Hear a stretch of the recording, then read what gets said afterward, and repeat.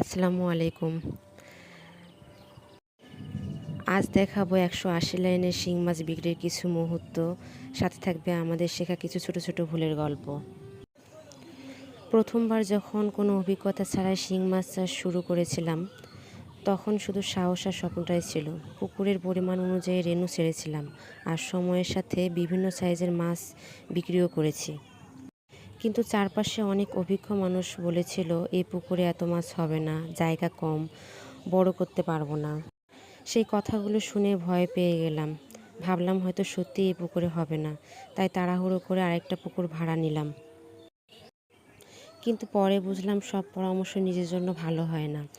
৬ মাস মাছ রাখার পরও আশানুরূপ সাইজ হলো না, খাবারও ঠিক মতো খেত না। উল্টো পুরো সময়টাই লসে গেল, টাকা গেল, সময় গেল, পরিশ্রমও গেল। এরপর ধীরে ধীরে বুঝলাম মাছ চাষ শুধু অন্যের কথা শুনে হয় না, নিজের পর্যবেক্ষণ, ধৈর্য আর বাস্তব অভিজ্ঞতাও অনেক গুরুত্বপূর্ণ। ছোট ছোট কিছু ভুল ছিল যেগুলো তখন বুঝিনি, ইনশাল্লাহ ধীরে ধীরে সব শেয়ার করব, যেন নতুন যারা মাছ চাষ শুরু করেছেন তারা একই ভুল না করেন।